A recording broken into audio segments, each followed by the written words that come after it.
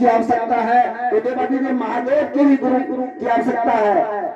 जीवन में जिस प्रकार से भोजन की आवश्यकता है, शरीर को ढकने के लिए वस्त्र की आवश्यकता है, आंख को शिक्षा देने के लिए चश्मे की जरूरत होती है, ठीक उसी प्रकार इस जीवन की शिक्षा के लिए देवाधिदेव महादेव की आराधना, उनकी पूजा और उनका तपस्या आवश्यक है। नहीं तो जीवन भटकता रह जाएगा, जीवन में कल्याण कभी नहीं होगा।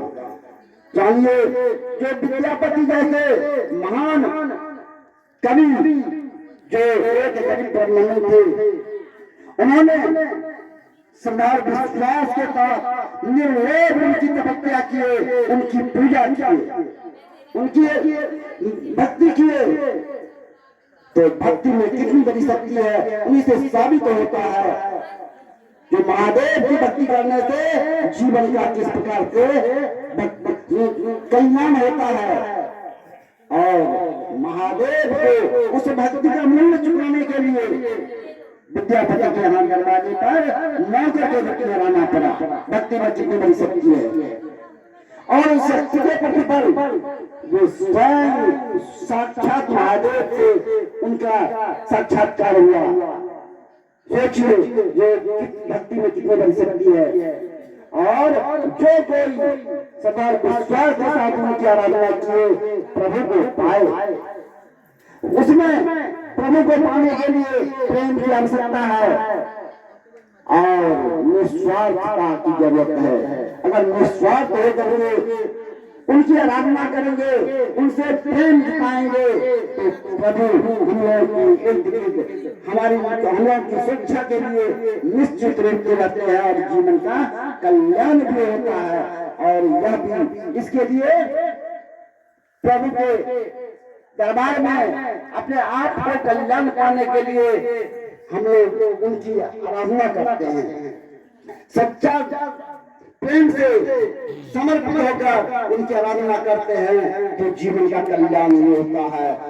इसके कई उदाहरण है। महाभारत इनके लिए गवाह है, महाभारत इनके लिए गवाह है।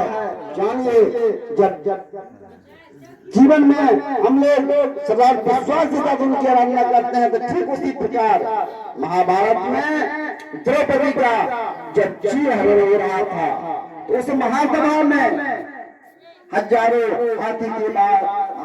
हाथी के बल रखने वाले पांडव मौजूद थे।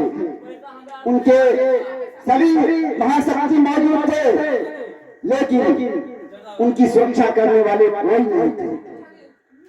उनकी सुरक्षा करने वाले कोई नहीं थे। विद्यापति का उदाहरण तो हम लोग जान चुके, लेकिन दूसरा उदाहरण समर्पण से द्रौपदी का चीरहरण का एक उदाहरण है, जिन्होंने जब देख लिया जब हमारी सुरक्षा करने वाले कोई नहीं है और यह मां शक्ति भी अपने सिर झुकाए हुए हैं, लेकिन हमारी रक्षा करने वाला, हमारी प्रतिष्ठा की रक्षा करने वाला कोई नहीं है।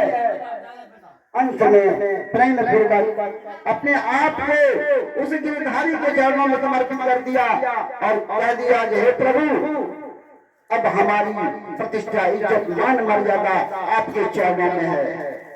आप मेरी प्रतिष्ठा, इज्जत, मान मर्यादा की रक्षा कीजिए।